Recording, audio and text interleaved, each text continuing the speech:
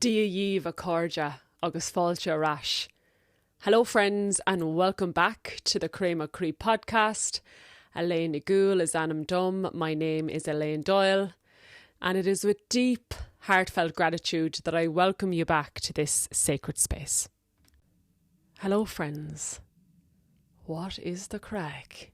How yous getting on? What's the crack? What is the crack at this magical time on planet Earth? This magical time on planet Earth. Oh, I can't believe I'm singing. I'm not one to be singing. I'm more of a talker, but it just feels like I have to bring some joy and crack into this space, into our sacred hearts at this magical, intense time. Magical and intense time. What a time to be alive. I've said it before, I'll say it again. Oh my fucking Jesus, holy Yeshua, Mary Magdalene. What is going on the planet right now? All I know is that we are so lucky to be alive and to be awake. Yes, we are lucky to be alive at this time on planet Earth because we are seeing the fall of the old and the rise of the new. Like a phoenix, we are rising from the ashes. And the shit has to hit the fucking fan for humanity to wake up. For humanity to wake up. So I know it's hard, lads, but we are here to be a witness of it all. To be the light. To be the light. To hold the frequency of love, to be the equal and exact opposite of the darkness in the world. That is why we are here. And things are becoming even more obvious, more evident. I was on my phone today, I'm not on it often, lads, honest to Jesus. And I seen my mum had put a message into the group about like another recall of supermarket food. And I was like, I've been trying to tell you this, lads, for years. The food they are selling us is shit. We got to grow our own. We got to buy organic. So little things are becoming even really obvious to our parents and our family. More and more people are waking up. And the shit is hitting the fan. The shit is hitting the fan in my own life, in humanity, because obviously whatever happens within us is a reflection of what's happening externally. So today I am here to talk about the shit hitting the fan.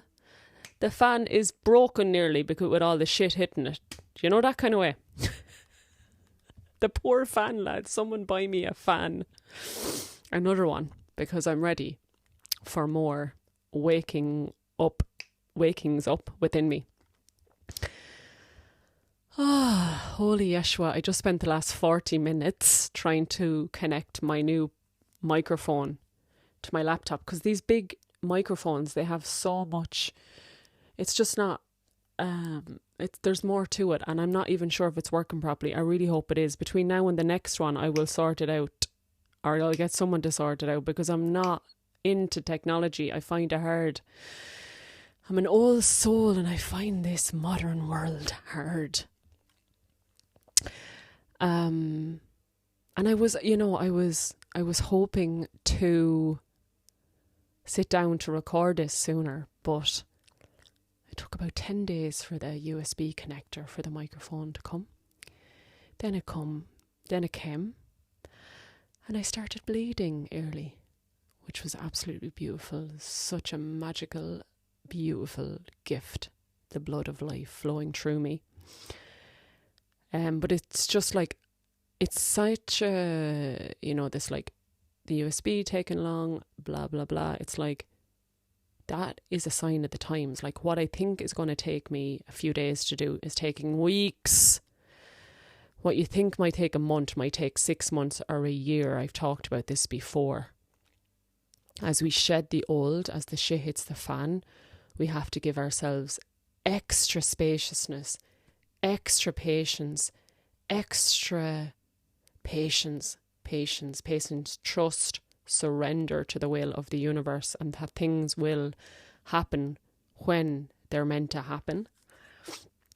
And that is one thing that one of the most beautiful things about my bleed is that it slows me down, and it really kills the ego, because the ego likes to get things done and puts our success into getting the to-do list done and the external. And then the bleed comes like, you can scrap the to-do list, you can put it in the bin, and you can wait, and you can die first. So here we are. It is, I don't know what day it is. It's the 14th of August. And I have a lot to share, and I don't know where to start, to be fair. I don't know where to start. And I'm going to pause this to see if it's actually recording before I talk for 40 minutes or 2 hours. So yes, I think it's all working, and I'll do a bit more research before my next one. But I'm just happy to be sitting here, opening my heart, sharing my reflections with you all. I'm excited. I really am excited. So let's just take a minute. Let us take a minute to come into our heart spaces if you're not already there. So just inviting a deep breath here, no matter what you're in the middle of doing, it is safe just to take a longer, slower, deep breath. So the invitation is to breathe in through the nose, pushing the belly out on the inhale, and then allowing a longer exhale, so a longer exhale, longer than the inhale. Just either out through the nose or out through the mouth, whatever feels good.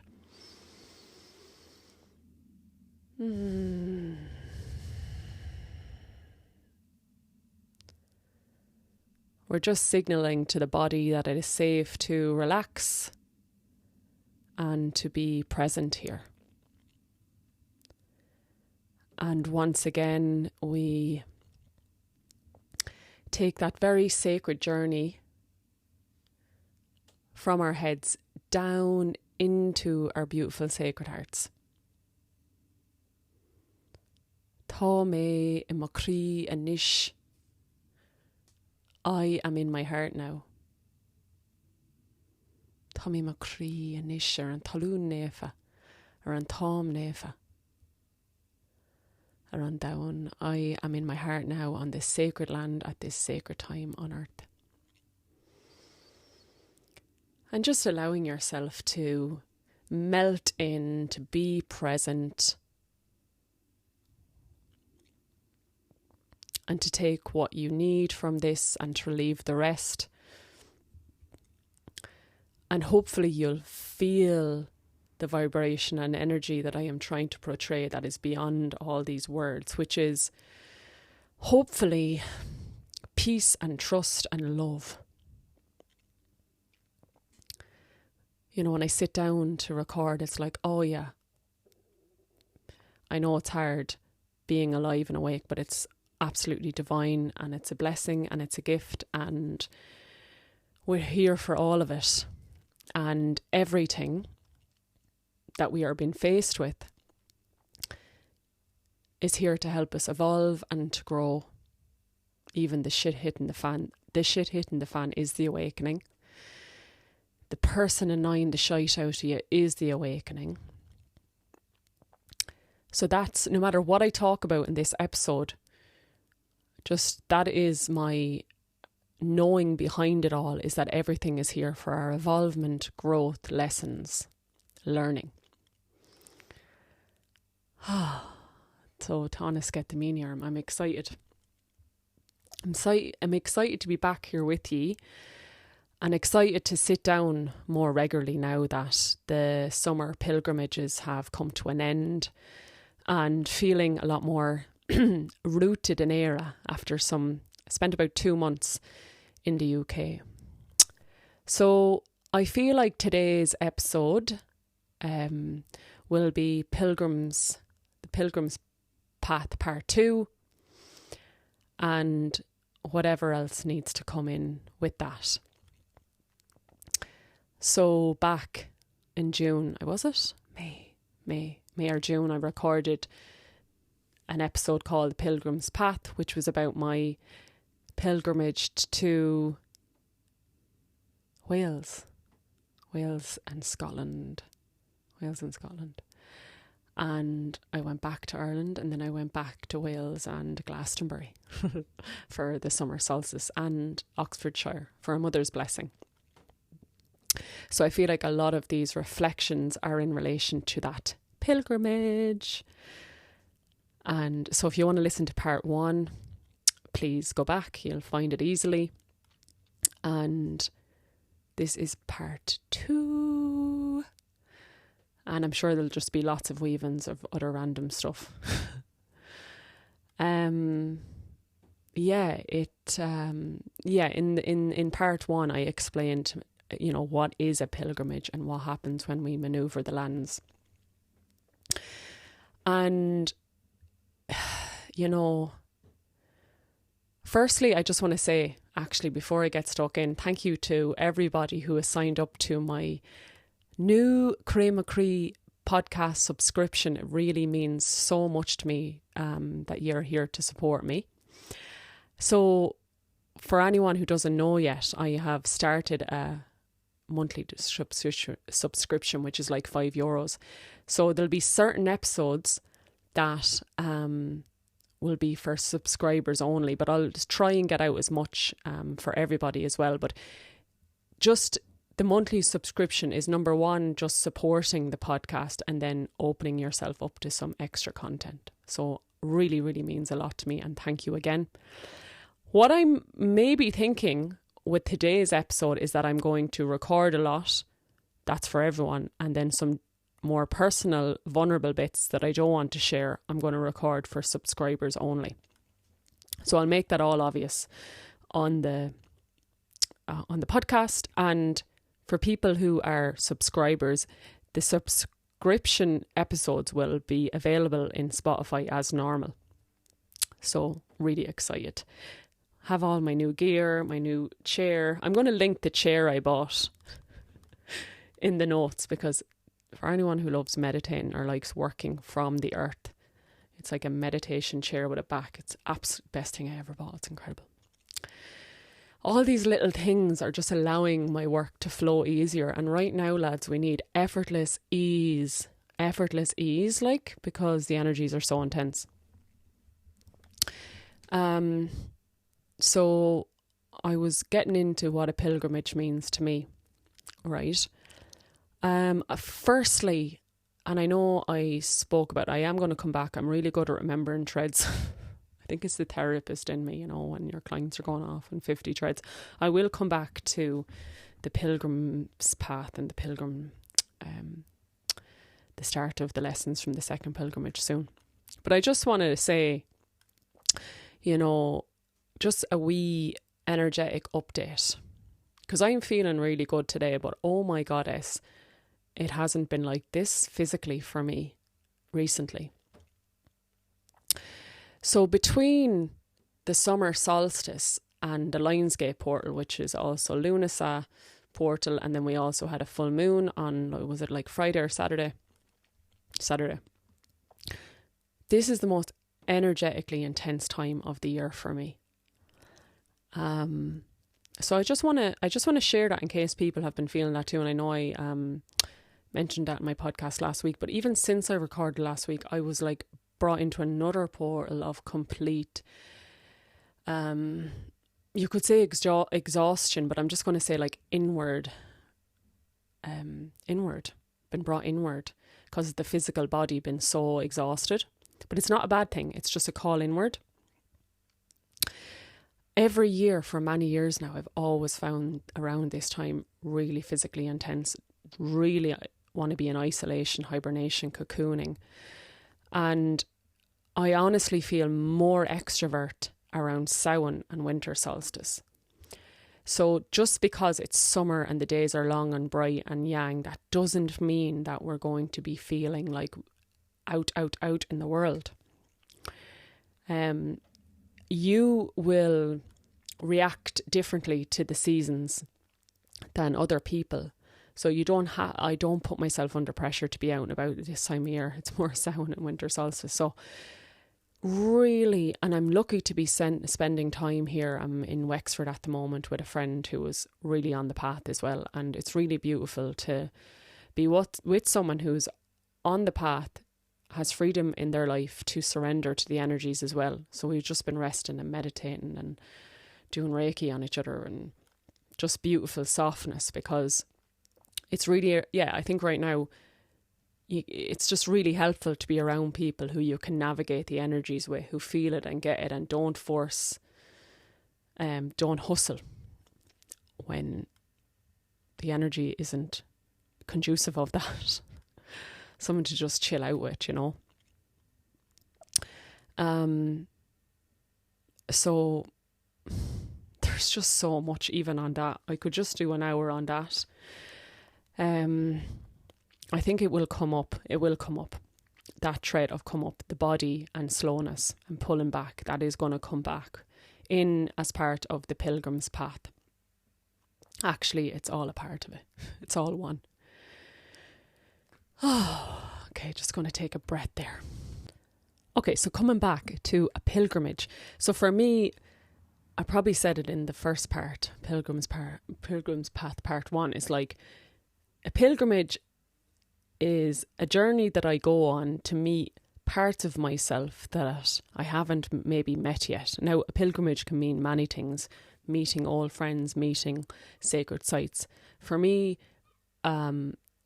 I think like Scorpio is in my house of travel or something like that in astrology. I remember an astrologist said to me, you're going to get a feeling of death every time you leave Ireland. Yes, most of the time, right? So it's kind of like deep, for me it's deep unconscious work. So parts that I wasn't conscious of become very conscious on a pilgrimage, because I'm out of my normal routine environment, and my shadow aspects become very obvious. And also my love and light really gets amplified at sacred sites and sacred lands on pilgrimage. So there will be similar threads here maybe to part 1. I can't even remember part 1. I think a lot of it was around opening myself up to spontaneity, uncertainty and receivership. And there was definitely threads of that on pilgrimage number 2 this summer, but holy Yeshua, lads, it was a lot different of a pilgrimage. So some pilgrimages, like anything in life, are love and light and amazing and they all go smoothly. And then some are just like, that kind of way, yucky. Now it actually ended really beautifully, and it began really beautifully as well. But I found aspects of it really difficult. And I suppose, you know, shame on me, but that's probably why I was a little bit resistant to recording this. And I wasn't resistant, but I'm going to have to talk about some more heavier stuff. And it's not even that there was resistance to talking about heavy stuff. I'm a therapist. I love this. I'm a shadow worker, but it's taken me weeks to try and integrate what the hell was going on. What happened there? What was that about? What was mine? What wasn't? It's taken me a while. I've had to go through 2 bleeds to figure it all out, and I'm still integrating it. Yeah. So that was, yeah. So there was that. And then also, before I left, I recorded an episode called Remembering the Mission, and my soul was so on fire. I remember recording that episode, and it is on fire right now as I record this, to be fair, but I feel like I lost a bit of that fire on the pilgrimage for a while. I was just so depleted, and I was like, I've just gone like, I was at top of a mountain and I've gone down into the valley, and now I'm trying to get up the mountain again. You know, like I did talk about holding this strong level of peace and love, which I was really feeling in June. And I was rattled a bit when I was overseas, to be honest. I was rattled and I was like, oh shit, what I've just spoke about is like hard to grasp right now. So there we go, lads. Sometimes the shit hits the fan and we unravel and we feel mangled. That's how I couldn't describe myself when I was in Glastonbury. It's not the first time I've been mangled in Glastonbury now, to be fair. But there was a beautiful rescue from the masculine when I was mangled, which has a beautiful ending. But yeah, sometimes we're in this like, oh my God, love and light, peace, turning oak with it, and then heaven and earth, and then it's like, boom, the world, the universe is like, yeah, you think you're so like lit and enlightened. Let us show you you're unconscious, or let us show you how you attain that. Actually, I think that was my lesson. How do I sustain that level of peace and love? Right?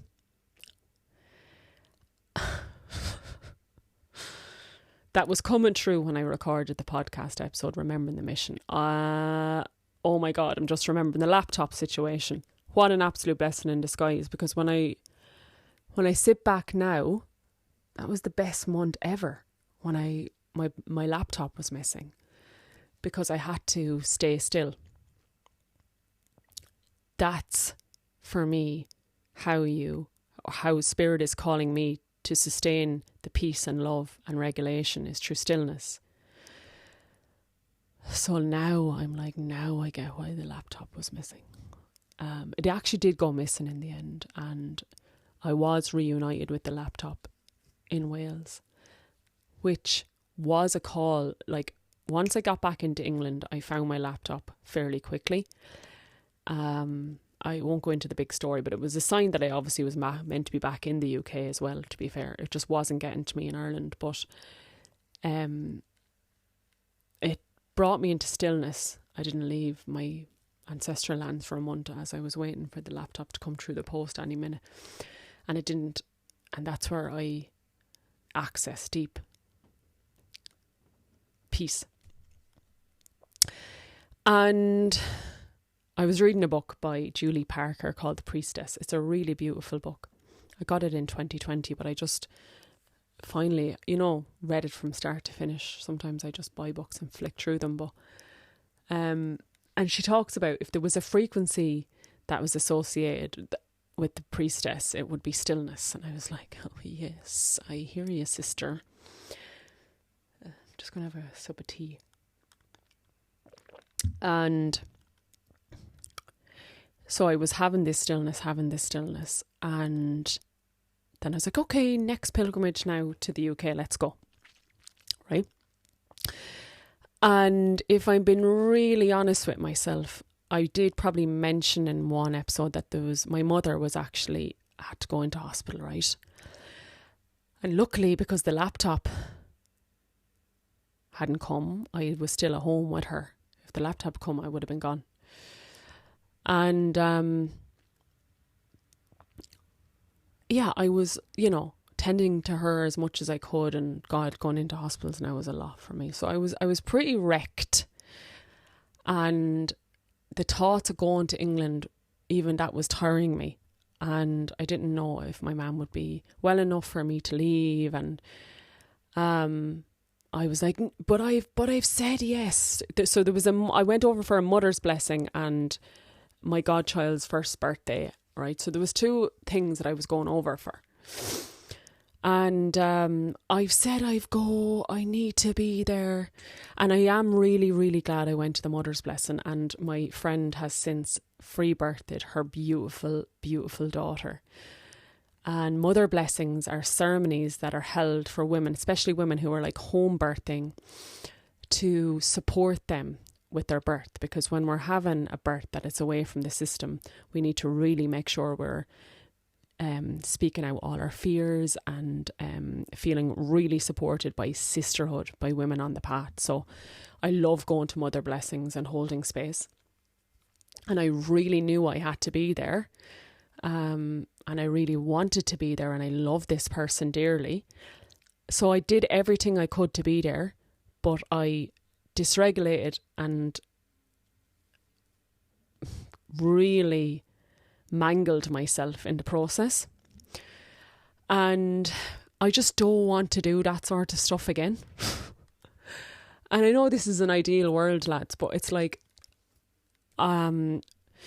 if we like zoom out from that scenario, and even it was with the birthday party, I didn't really need to be there if it was going to if it was going to be a lot for me. You know, of course, people would understand. And there was a lot of different dynamics happening for people at that time in relationships and everything that I was around. A lot of people were feeling mangled around summer solstice week. There was a lot of shit hitting the fan for a lot of people. And I was like, what the fuck am I doing? I need to be at home meditating in Ireland. Like, this is not good for me. And like, honestly, lads, I was bleeding at the time. I needed to be in Oxfordshire for the Blessing Way. And I had to be on public transport. And I'm just like, I am way beyond being out in public when I'm bleeding. I am way beyond going against my body. And I remember the morning I woke up and knew I was bleeding and knew I had to get on public transport. And I was like, this is just... I spent years creating a life so I don't have to do this. Cry me a river. But honestly, yeah, this is the stuff like I probably didn't want to speak into, but I know I have to, is like self-sacrificing. And I wrote it down, right? Confusing loyalty with sacrifice. And there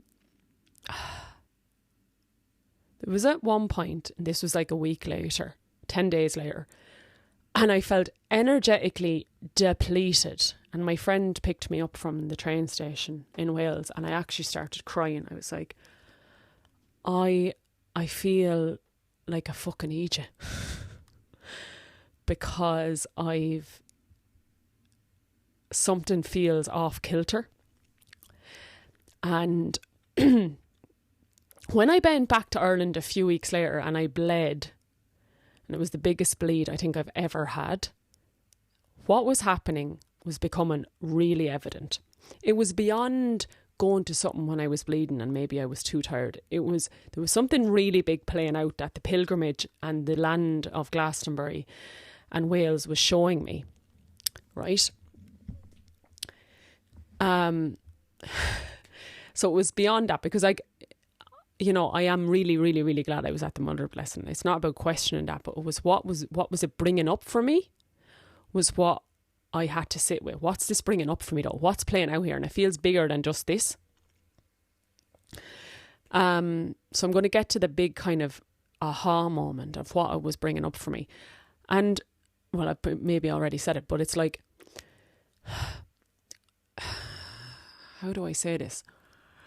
Right now, lads, if you're manoeuvring an awakening, travelling is a lot.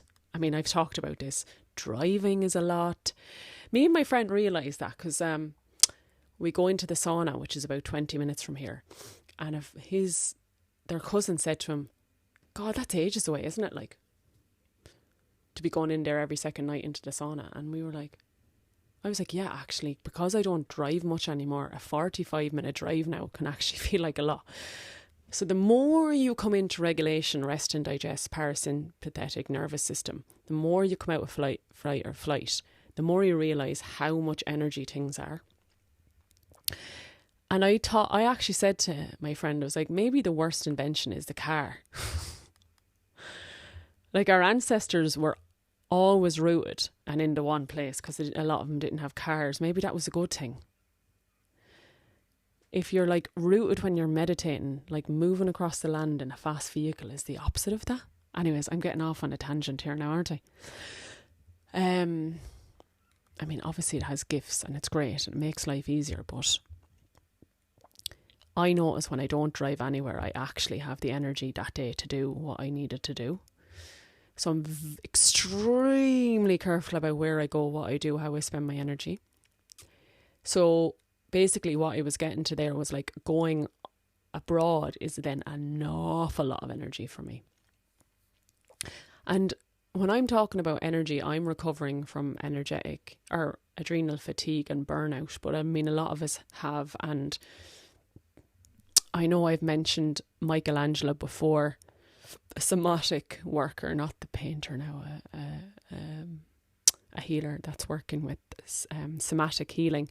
He says that the majority of people are living in a state of PTSD or flight or fight and in dysregulation.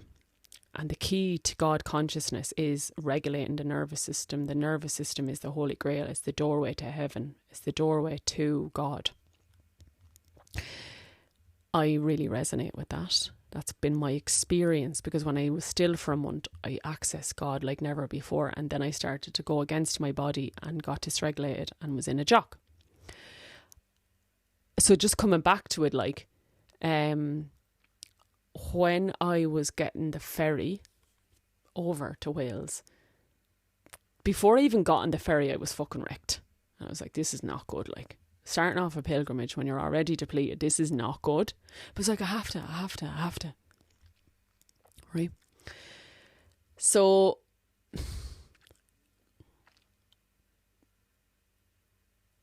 yeah. So the aha moment that I mentioned, weeks later, even though it was landing in Wales when I was energetically depleted. But what was happening for me, lads, was this finish of my south node and stepping into my north node. So, and people, you're not going to have the same astrology as me, but you might resonate anyway, because we embody all of it, right? So, in astrology, we have north nodes and south nodes. North node is what your purpose and mission, or what you're walking towards in this lifetime is. Your north node purpose. South node is kind of what you're maybe bringing in, but also trying to kind of move away from. Your south node, your karma, you're trying to move away from it. Okay.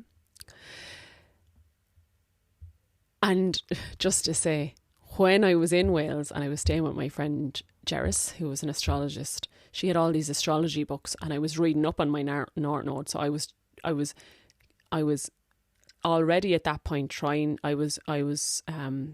becoming clear on what that pilgrimage was about and what was playing out. So my north node is in Pisces, in the first house. So Pisces is spirituality, oneness, love, God consciousness. And so, I mean, when I was reading the book, I was like, yes, this all makes sense.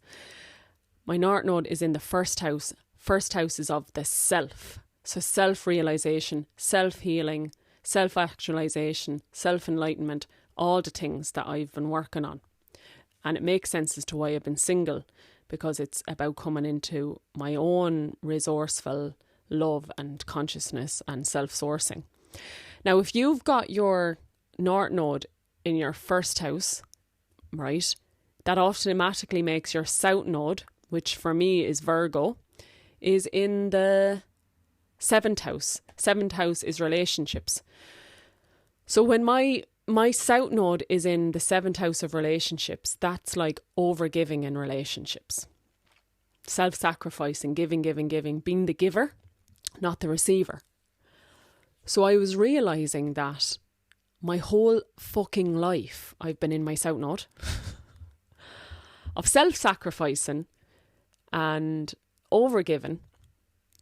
Now, I've healed a lot of that over the last few years, which I've talked about in my episode, but there was little aspects on this pilgrimage that I was like, oh my God, that's my south node playing out again. I'm overgiving, I'm self-sacrificing. I'm not speaking my own needs. I'm not honouring my own needs. I'm confusing loyalty with sacrifice. I think I need to be loyal to my friends by saying yes to this, but I'm sacrificing myself. And the thing is, lads, right, we can't blame the people in our lives for asking us to do certain things or asking us to be at certain things, because it's up to us to say no. And all the people in my life, most people anyways, would be like, absolutely fine, Lane, we totally get it. And I was at one of the gatherings and somebody said no to me. I asked them something, they were like, it's a no. And I was like, I actually went out and I sat and I started crying. I was like, their no, I honoured their no, but it made me realise where I should have said no when I didn't. No, actually, I can't come over for this. And I know this is such old I mean, like, for me, this is like, oh my God, how many times am I going to pull the boundaries card out of the Oracle deck? How many times am I going to say yes when I mean no? Like, oh, this has been happening to me for years. You know, I'm also a rising Pisces, Cancer moon. I love to give. I love to help. I love to serve. South Node in Virgo, love to serve. And, oh God, like burnt out to bits from it. I mean, my South Node in Virgo was me being a social worker, really. So South Node, yeah, Virgo, that would be the social worker overgiven. That's why I burnt out, because I was in my South Node. And after the age of 36, lads, is when you get initiations into your North Node, your purpose. So if you have your time of birth, you can look all this up yourself. But I know a lot of this will definitely resonate for women as well, because usually women are the givers and the nurturers, and we're saying yes when we mean no. So, like, this has been playing out for years, but I've got much better. But I just realised on this pilgrimage, no, I'm still doing it. And you're not serving anybody, lads, when you say yes when you mean no, because you're not fully there. You're not fully there. I was dysregulated and I wasn't fully there. And I realised, actually at the Mother's Blessing, we had a fire ceremony the night before. And that's where my medicine came in. So I could have easily not actually went the next day, really. Because I was bleeding. And when I'm bleeding, lads, there's just really no point being around anyone, because I'm in the underworld. Not in a social setting anyway. And this is the second time I've done this summer, which I've went out into public when I'm bleeding, and it's just absolutely detrimental to my own physical health, because if you don't rest when you're bleeding, it actually can affect the rest of your cycle, and you could be exhausted for the whole month afterwards. And if you're like me and you're recovering from burnout, or you're in the midst of a huge awakening, you need your rest. So I just realised that I'm not doing anyone any favours by saying yes when I'm bleeding or I'm already depleted.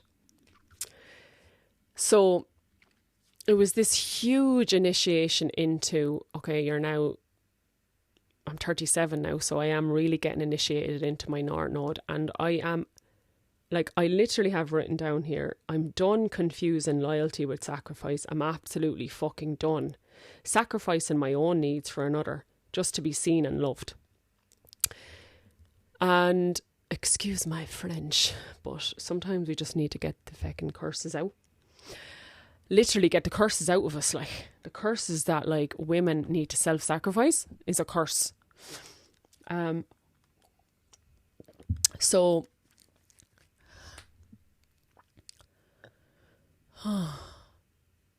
yeah. What was I saying there? I'm absolutely done confusing loyalty with sacrifice. Yeah. What's next on that, Elaine? Let me just pause for a second. Let me think. Yes, I knew the thread now. I remember the thread I wanted to come back to, which is, I'm done sacrificing my own needs for another just to be seen or loved. So when I really had to look at it, why did I go against myself? And in certain situations with certain people, it was to be seen and loved. Like, why? Like, if I, really stripping it back, being radically responsible, but being radically truthful with myself, like really having to go in there and look, why did I say yes when I mean no? To be seen and loved. And we don't need to bleed for love anymore. We don't need to burn ourselves out to be loved anymore. Because love is present within our own hearts. We are already enough. Our guides, spirits, angels, God, goddesses, the earth, the sky, the sun, love us already unconditionally. And it comes back to my own wounded inner child who felt like she didn't have any friends and that she wasn't loved or seen. And I really had to tend to her and be with her. Because she's not, I have to tend to that myself. And of course, lads, true love and friendships show us how to love ourselves. Like when someone truly loves you and sees you, it helps us to love and see ourselves. But what I'm talking about here is saying yes when we don't want to say yes just to be loved. That's not healthy. And if people love you because you do stuff for them, then that's not a sustainable relationship at all. So you might as well say no to test the relationship, not just to honour yourself, but you're testing the relationship. Is this a conditional or unconditional relationship or not? And of course, as I have mentioned in a lot of my episodes today, that I've slowed down an immense amount and do honour my boundaries a hell of a lot more. And that has meant that a lot of friendships have ended because they were actually non-reciprocal. And what was happening was, I'm such a giver, I've so much to give, like a lot of the listeners here, that they were taking and taking and taking. I actually wasn't receiving anything. And then when I stopped, there was nothing left. Oh my God.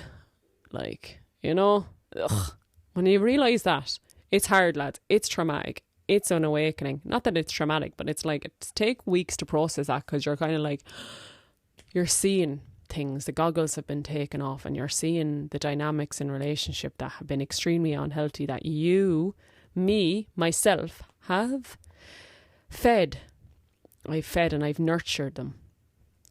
Oh God. And it wasn't till the end of, the start of the pilgrimage, when I was with Jerris and her beautiful partner, and then just different people on the trip, that really allowed me to receive, to move from being the giver to the receiver. I realised that, okay, yes, I am now attracting really healthy reciprocal relationships where I give and I'm given to. So I'm entering, now that I'm gone past, I'm 37, I'm getting initiated into my North Node, I'm coming into healthier relationships. And I feel like it's now that I can actually really manifest healthy relationships, because I'm very conscious of that old thing of giving. And I had this beautiful experience with the Divine Masculine in Glastonbury, where a beautiful man allowed me to finally really, really be in full receptivity, and to just shed this one of all this pattern of always being the giver in relationships. And it was really massively healed my heart. And I will talk about that more in another space. Yeah, I'll get back to that. We'll see what else needs to come through on it first. So, and I was watching videos then on YouTube when I was bleeding after I came back, and it was like, really good video if your North Node is in Pisces, in the first house. Just put that into YouTube. There's only one video on YouTube about it, but she's an amazing woman, and she talks about if your North Node's in Pisces in the first house, you need to become more self-centered, selfish, and it's not about being selfish or self-centered, but it's actually about, like, I have to put my own needs first, because my South Node, my pattern is to overgive and to fix and to save, and to sacrifice my own needs. So my friend Jerris was talking to me about this. She was like, you need to, like, learn to put your needs first, because, and both me and Jerris have Chiron in our 4th house, right? So Chiron in the 4th house is like family, roots, ancestral. So if we have had any sort of trauma growing up, lads, you're actually programmed to put other people's needs before your own. Because, well, there's many reasons because, and we don't need to know because sometimes, but for me it's like, if the other person wasn't okay, then I wasn't okay. So I had to do things to make them okay, so I was okay. So it was always about their needs, so I could feel safe. And if you grew up with a parent who was dysregulated or not fully in their parent role, you became the mother, you became the parent, you were actually mothering them from an early age or mothering other siblings. So your default is to put other people's needs before your own. A lot of Irish mammies out there that do that. A lot of Irish women out there that do that. A lot of women from all nationalities do that. A lot of men do that. Doesn't serve anybody, right? And it's interesting because I know women in my life who actually had really good upbringings, and they actually do put their own needs first and others second, and that's really inspirational. It actually triggered me when I was in my South Node, because I was like, oh, they're selfish. Yeah. No, they're not being selfish, Elaine. They're putting their own needs first. It's actually really healthy and really good, and learn from them. Learn from them. And obviously if we've dependent babies, it's different, but you can still honour yourself as women, lads. Feed yourself. Get a man in your life to feed you while you're postpartum, and make sure you're hydrated, you know. That's a whole other conversation in itself, been served by the divine masculine that I really experiencing recently. It's a whole other episode, meeting the beloved energy within myself and within the world and within the divine masculine, the beloved of our soul. So I'm going to just read out something that I read when I was bleeding, when I was having these realizations. It's here somewhere, yeah. Okay, here's a little thing I wrote in relation to moving into my North Node in my first house. Now is the time, dear one, to truly soften, to stop bleeding for love, to stop chasing, to stop confusing loyalty with sacrifice, to stop hiding your own needs, to stop denying your own needs, to stop being afraid to speak your own needs, to stop trying to fix or to save others, to stop denying your own body's needs, to stop accepting breadcrumbs from people, to raise now up from the ashes of your own death and truly begin to receive God's love, to receive your own love, to stop searching for what was in you all along, to speak your needs, to speak your no's, to ask for help, to allow others to serve you, to devote and cherish you, to truly embody the light that you are, to allow yourself to be loved just as you are, as an awakened wild woman full of love, vulnerability and power. And each time the worries of others knocks at your door, say there's no one home. Not in this life. You're simply here to heal and help yourself for the true benefit of all. For the true benefit of all. So there's a lot in that, right? And even it now feels uncomfortable to be like, yeah, I'm actually stating that I'm putting myself first. And the reason I am is because nothing else has worked, lads. Putting others first. And this isn't about not serving. This is about helping and serving, but from a place of my cup is full and I'm doing this from the right place. Because if you're doing it from an empty cup and you're doing it to be loved, you're just sending that energy out into the world that I'm empty, depleted, but we have to save others. And that ripples out. We don't. Right? So it's about filling up our own cup. And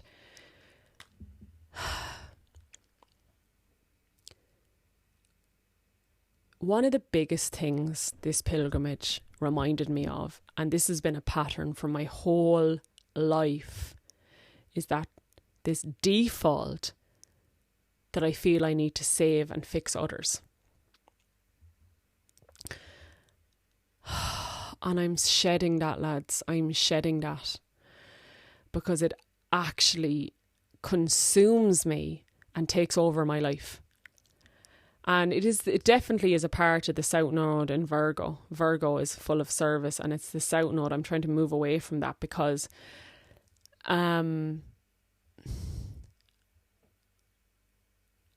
suffering is how we awaken. So when we try to save somebody and take them from their suffering, we actually could be prohibiting an awakening.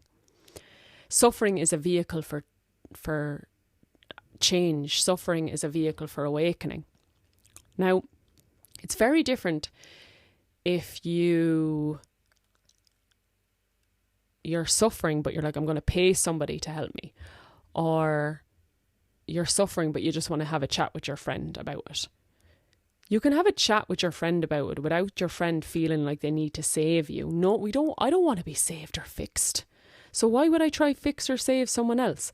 As my friend Cleena said years ago, the life jackets have been handed out. It's time for us to save ourselves, lads. There's no one here to save you or fix you. And it is a waste of energy trying to fix or save someone else. It's their path. It's their path. See how like passionate I am about this, because I was so frustrated at myself for playing that out for so long. And this pilgrimage to Wales and Glastonbury was making it really obvious that this cycle needed to end. And I'll share more about this in the extra bonus content of this podcast, right? I'm just going to write down that. I'm just going to write it down now. The little bits that are to share on that. And what was the other thing? Yeah. That are related to that. Okay. And yeah. A healer said to me, 2021, she could obviously sense from my energy field. I mean, I was deep in burnout still at that point. She was like, what gives you the right to take someone from their suffering? What gives you the right, she said.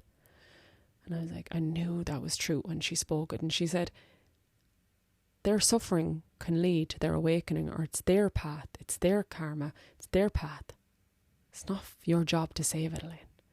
Yeah, you can have your paid clients and you can do work that fills you up and that feels alignment that you have when you have your physical energy, but you don't need to save anybody. You need to fix anybody. And it's been years trying to unravel from that and detangle from that, because it's so grained in me from an early age. So ingrained.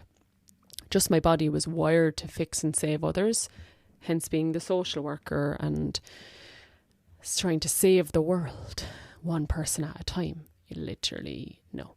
Save yourself, lads, is all we can do. And hopefully your children.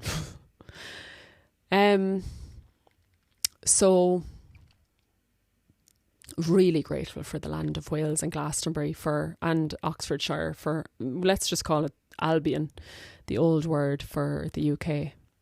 Albion, for really pushing me, forcing me into my North Node of honouring myself and not needing to save or fix anyone. And do you know what, lads? Such a weight has been lifted. I feel so much lighter, and that's why that bleed was like so intense, because I was really shedding that North Node or that South Node of overgiving, fixing, saving, always being the giver. And deep gratitude again to my friends Ben and Jerris, who really, really allowed me to, and my friend Daniel as well, which I'm going to get to, really massively. He was the divine masculine who saved me when I was mangled in Glastonbury. Deep gratitude to you, Daniel, and to my friend Hamish as well, who was also there. Thank you to these people on that pilgrimage, because they were so giving to me that it actually made me realise how uncomfortable I was with that. And the reason I was uncomfortable, because I've always been the giver. Always been the giver.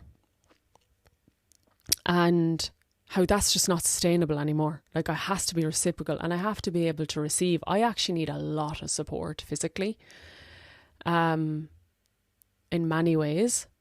And since I'm like, yeah, no, allow myself to receive. I don't have to always be the one that give. I've just been met with that in the external by beautiful people. And I can't believe I've been living my life in the opposite way. because it's been stopping so much abundance come in and support. So like, how would I describe it? Even like, I remember one time we were at a gig and it was New Year's and there was about 20 people. We went back to my friend's house and I was about to bleed if I hadn't already bled. I can't remember, it was years ago. And I had dug the vegetables with my bare hands that morning and drove hours to get to the gig. And got back to my friend's house, and who was in the kitchen cooking the dinner? I was. Because that's what I did. And I mean, I'd already brought the homegrown vegetables. You're bleeding or about to bleed. Sit down, Elaine, and let someone else do it. You've given. That's just one example of my whole life of just always been the one to do it. Always been the one to step in, always given, always tried to save others, always trying to fix others. And honestly, lads, I could cry because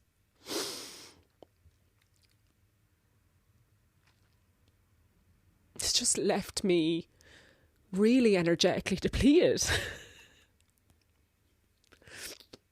And that is what takes us from peace. That is what takes us from God. When we are not allowing God in. And God comes in through allowing people to give to us. So like, if God has a face, it's a face of all the people around you who are trying to give, but you're in this place of not allowing receivership, or you're not receiving. So these people, God has been pushed away. God is trying to give to you and give to you and give to you. But if we're not open to receive it, we're literally pushing God's love away. Oh God, I don't think I've ever had a little cry moment. It's beautiful on the podcast, but here we go. I knew there was a lot here. There's a lot. Yeah.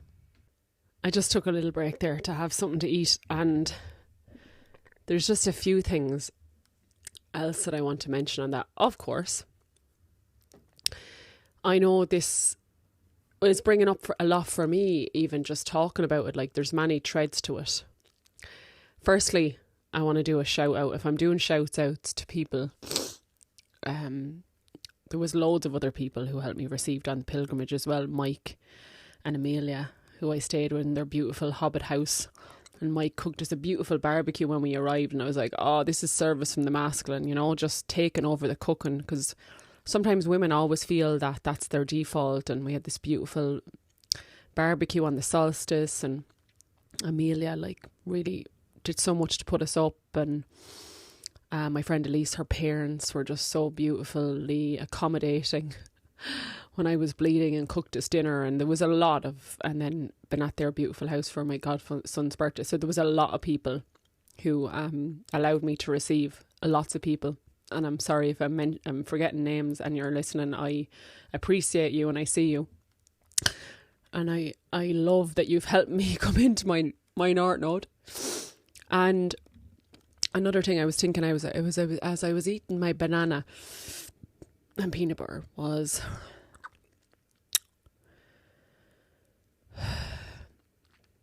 if I'm saying, I'll just speak for myself, regulation is the key, one of the doorways to God, being regulated, right? Feeling still, feeling supported, being in a place of receivership. It's about receiving my own nourishment. So I have to be open to receiving my own nourishment, and I do that by putting my own needs first.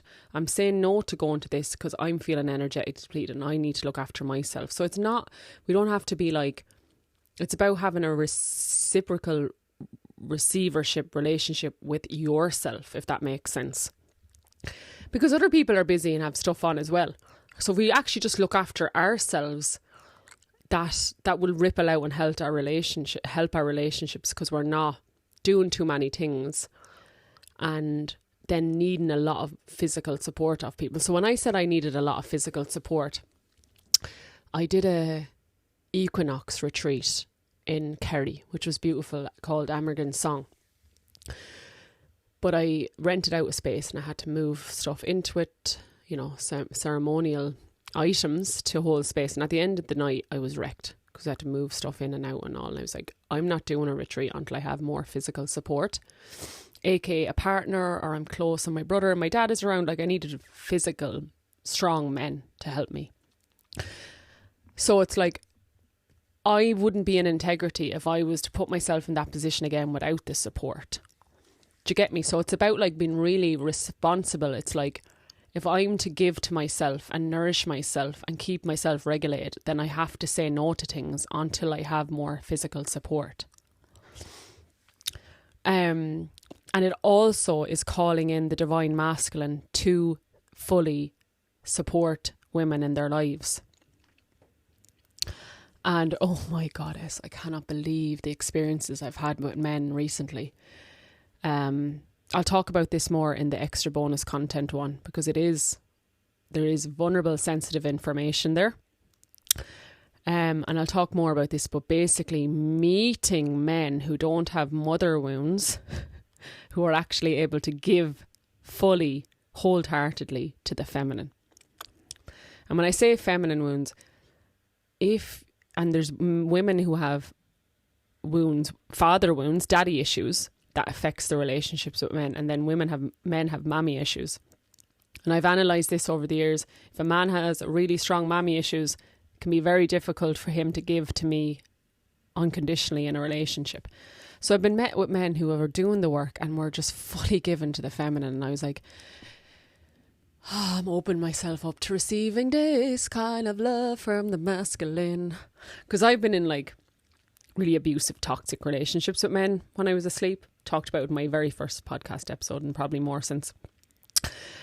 So now I'm finally, after like decades of healing, meeting men who are like not just amazing, but like fully in devotion to the feminine, fully in service of the feminine.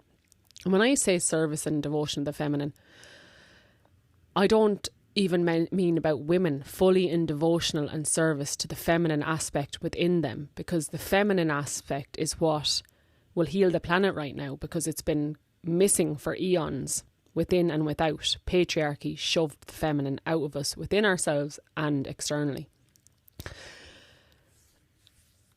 Obviously, women embody more feminine energy. So when you meet men who have actually done the work and are really embodying their feminine and have healed a lot of wounds there, it's one of the best things I've ever experienced, to be honest. One of the most magical moments is just meeting men who have really, really done the work. And you're met with that when you've done the work yourself. So this is just a path of looking after yourself, lads, nourishing yourself, meeting your own needs, and then you're met with that in the external. You know, and I would have talked about this before. I was meeting men who weren't given to me because I wasn't fully given to myself, because I was fixing and saving others and not honouring my own needs. So it's all mirror work, really. And coming back to the not fixing or saving anybody, I met up with a friend that I hadn't seen in nearly a year. And we hadn't spent much time together in over a year. Like, I'd seen them within the year, but it was very brief.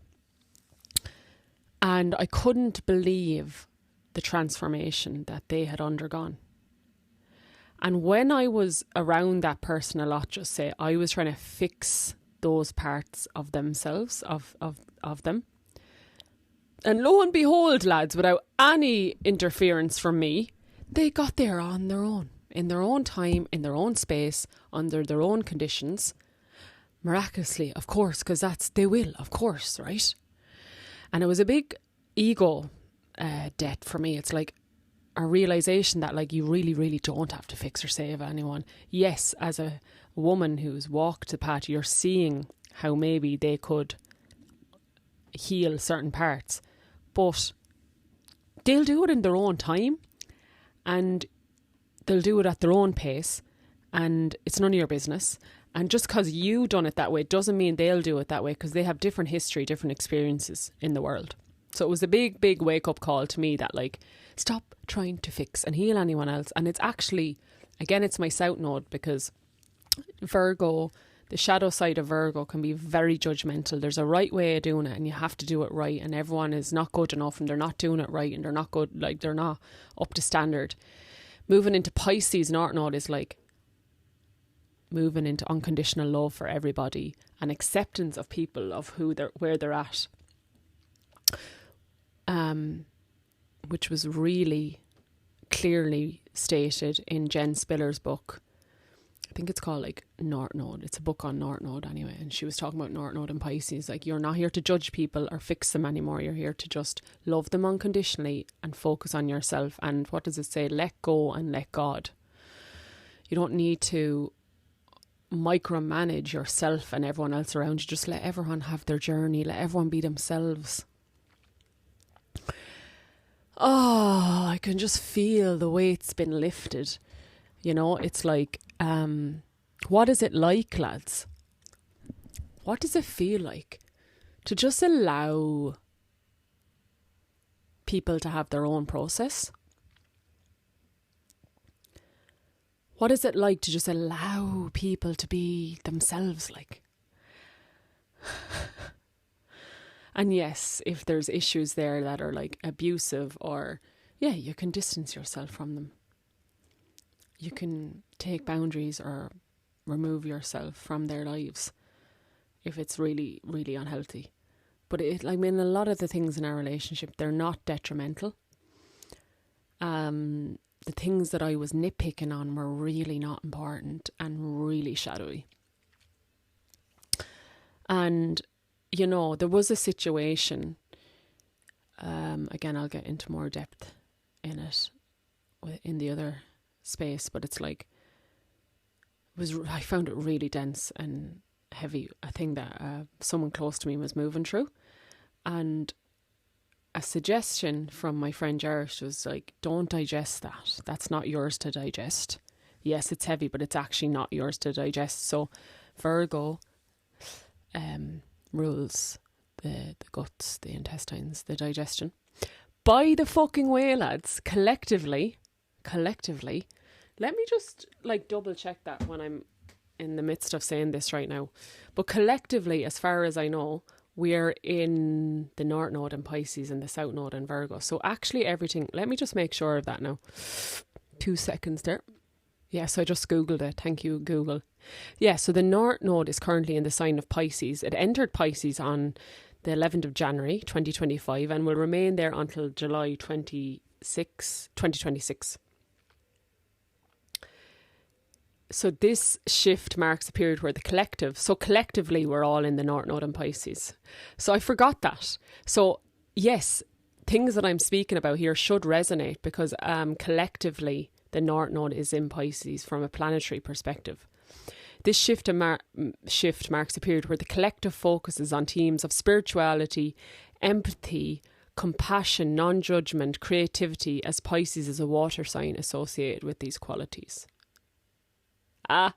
Brilliant. I forgot that. It would have been great if I had mentioned that before now. Anyways, so you're going to be feeling this. Maybe part of this. I mean, hopefully a lot of my episodes are about moving into spirituality, which is Pisces, which is my North Node. Also, again, rise in Pisces, just for some context here.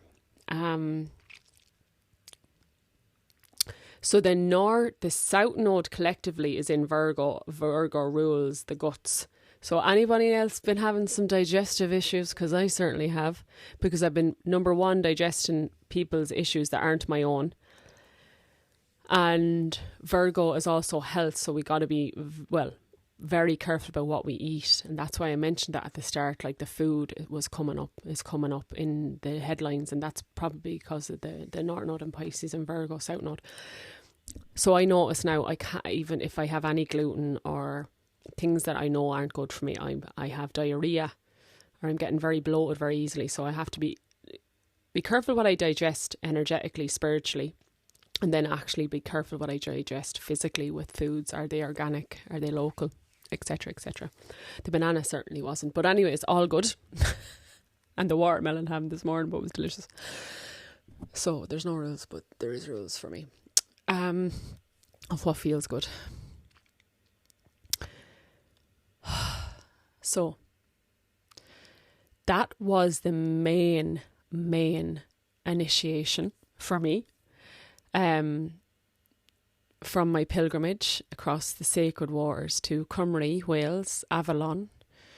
There's a lot more I want to talk about with Avalon, but that'll be the next episode. Yeah, so I'm just going to see, is there anything else on that? It's like,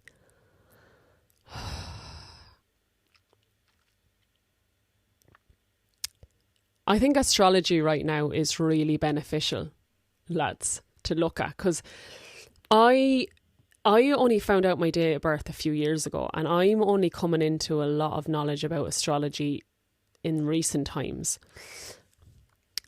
Again, my friend Jairus is teaching me a lot, and then I used to live with 2 astrologers in Wicklow, so it's like, it's amazing to actually have gone on the path deep and then look at the astrology, because it's like, oh right, I was on the right path, and actually this all makes sense now.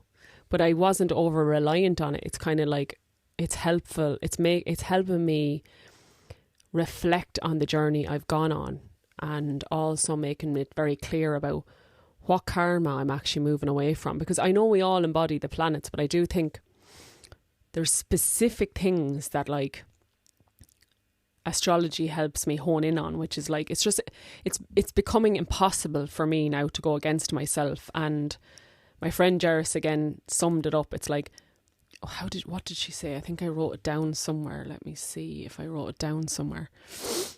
I'll just check. Usually I send little text messages to myself. No, I didn't. I'll check my notes, but it's something like Jerry said. Damn it. I really wish I'd wrote that down.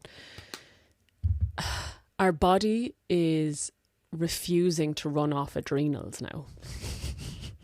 That's what she said, something like that. So it's like becoming impossible to go out and do something. We don't actually have the genuine energy. It's becoming impossible for me to be on my phone. It's becoming impossible for me to drive long journeys right now. And I'm not saying, lads, it's going to be like this forever.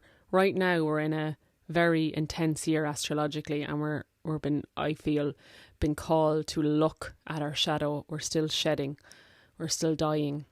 You know, like, has the full New Earth consciousness fully landed in our bodies? Not on a permanent basis for me. I can only speak for myself. So yeah, when things haven't fully landed, we're still in a process of integrating, shedding. And for me, and I know I've said this so many times, but like allowing a lot of spaciousness for the process. I did mention a video in last week's episode, which was just a small episode called Life Update and Subscription Details. I put in the notes video by Matt Kahn on, it's called The End of Inner Conflict, but it talks about how it's the body's journey, that the awakening path, it's actually our soul is the spirit guide for our body, which to me really makes sense. The soul is awake already, but the body, who is Elaine Doyle, who took on all this ancestral trauma, social conditioning, patriarchal shite, that was in the body that my soul incarnated to. So my soul has to be a spirit guide for the body. So if it's the body's journey, lads, right, you listen to the body. And if the body needs rest, you nap.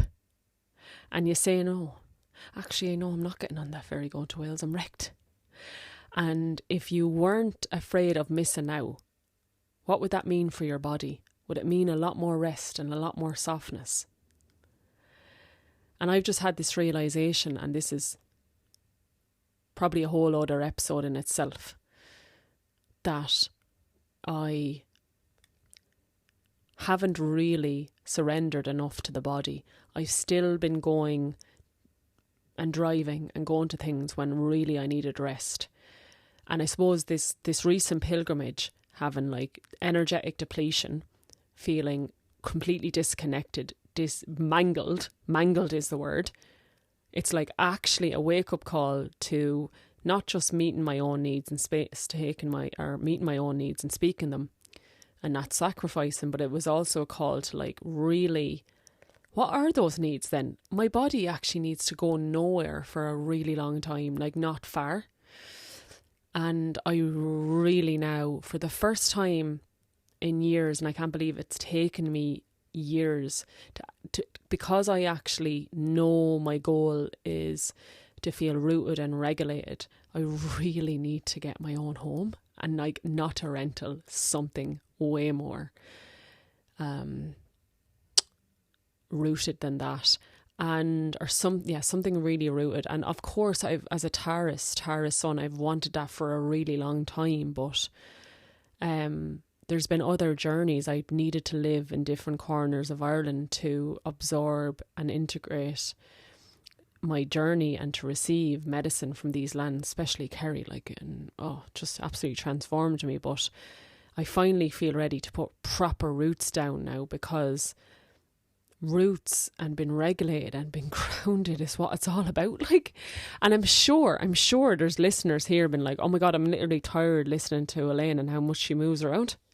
There's probably listeners here who've been living in the one house for the last 5 or 10 years. I am jealous of you.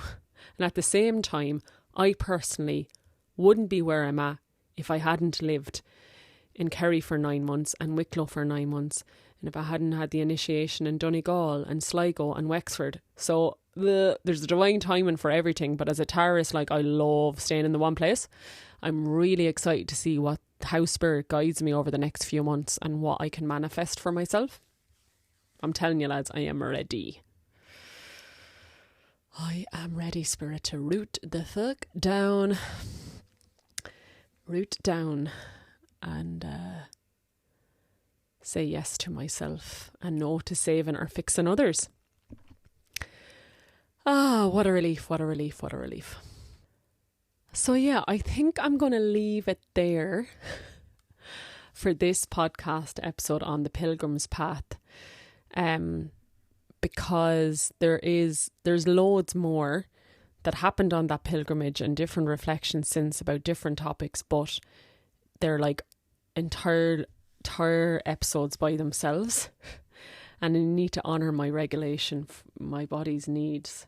Like, what am I trying to say? I'm hungry and I need to honour my own needs, because when you honour your needs of like eating when you're hungry, sleeping when you're resting, you actually regulate your body. And for me, when I'm regulated, that's where I really feel love and peace and God's embrace. So yeah, just to sum things up, I am grateful I got on that ferry, and I'm grateful for all the beautiful people who held me and allowed me to receive, and to the lands and the sacred waters, like the waterfalls in Wales I was in. And oh my God, Glastonbury, I absolutely love Glastonbury and the sacred waters there. It was one of the most magical times, which I'll share in another part. Really am grateful that, because I wasn't,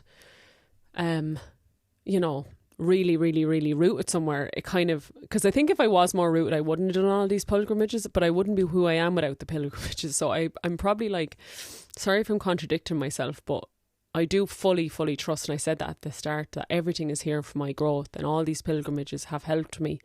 Some pilgrimages are really hard and you be in a jock, like you be in bits and you be mangled, but it is really, really, really, really medicine as well, meeting those unconscious parts of yourself. The shit hitting the fan when I was away, when I felt like in bits, I felt such energetic depletion. It all needed to happen for me to be like, no, it's a no, going forward. My south node, I'm done. So just allow yourself to have the initiations. Be grateful for the shit hitting the fan, because to know, now that you know your nose and you know the learnings from it. What is this here to teach me? What is this here to teach me? What is this here to teach me? And yeah, for me, there is just like a massive straightening of my spine, knowing that like I am now calling in relationships where of course I can give, but I can also reciprocally receive. I don't have to be the giver all of the time. Like that just feels immensely good. And I think it isn't about necessarily meeting new people. I'm pushing my current relationships into that because it's my own responsibility in a way when you've overgave. Not my own responsibility, but I'm calling people to meet me there. You know, and I've actually spoke my truth with people in my life around that. Look, I'm just being honest. This is where I've been at. I've been in this overgiving, overextending, and I'm not doing that anymore. And if you want to meet me there, this is where I live. Come meet me. Let's hang out. Like I was always the person who would go to that person's house and go drive halfway across the country for them. Anyways, done. Reciprocal, healthy. And yeah, our North Node is in Pisces. So maybe having a look and seeing where Pisces falls in your chart. Obviously, I said it's in my rising. Pisces is in my first house. My North Node is in my first house. And my Pisces, or my sun, Taurus, is in my first house. So for me, it's about like after a lifetime and many lifetimes of self-sacrifice and of being in a jock, of being energetically depleted, I'm finally having to fill my own cup up. And that's where fatigue and burnout is a gift, because people are like, oh, you're really good with boundaries with your phone, lads. I have absolutely no choice. I'd have no energy if I was to be on my phone all the time. And if I was to go here, there and everywhere and say yes to everything, I'd literally be on the floor. I'd probably be dead. Like, I know that sounds dramatic, but like when you've had multiple burnouts, you might know what I'm talking about. If I stayed in the day job, I'd be dead. Like, I really believe that. So yeah, there was a thread there. Let me just pause and see where I was going to go with that. Yeah, I think what I was going to say there was like that realization that like I wouldn't have been able to move forward unless I had cut this pattern. You know, there's a mission and there's work that I need to do, and there's like lots of visions that I need to create and manifest for the greater good of all and the future generations and all of that. And if I kept self-sacrificing, I would never get that done.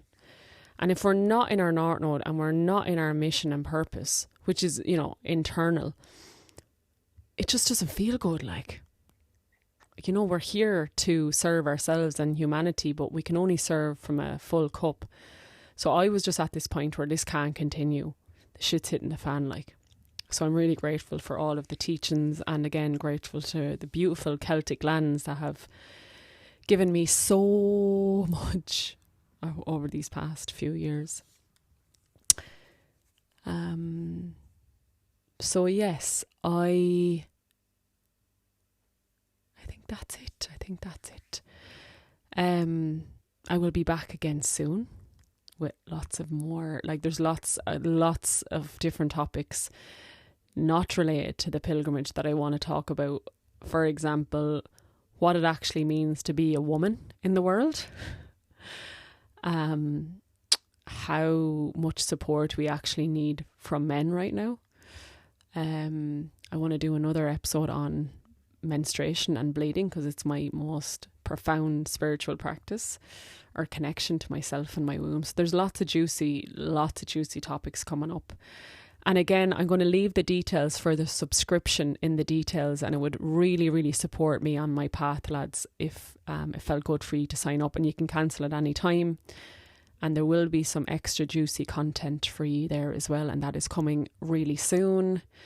I will definitely touch on some things that happened on the pilgrimage and that as well. Thank you for your presence and support and your love, and would love to hear if you've any reflections. Is this something that you were moving through again as well around the solstice? And yeah, sending you all so much love from these beautiful sacred lands of Éire. And look after yourselves, rest, lads, nap, say no. Actually, that was the thing I was going to say earlier on. I'm remembering now. Sure, it's not too late. Someone said the energy in 2025 was a lot like the energy of 2020. What did we have in 2020? We had lockdowns. Maybe the lockdowns were really helpful for some of us. They were for me. They helped me feel regulated and grounded because the energies were so intense. Maybe we need a self-inflicted lockdown. That's what the laptop gave me. It gave me a lockdown. I've had my car in the garage. It's been a lockdown for me. I haven't been able to go anywhere. It's really good. Why did a lot of us enjoy lockdown? Because we were able to say no to things we usually would have said yes to when we meant no. Allow yourself to say no and just say, right, for the next 2 weeks, I'm not going anywhere. Or the next week, I'm not going anywhere. If that's at all possible, create a life where you have that freedom to be nurturing to yourself, to fill your own cup up. Give yourself an owl self-inflicted lockdown. It's good for you. Anyways, lads, sending ye so much love, and I will be back again soon. Slán go fóil agus grá agus bannachtaí.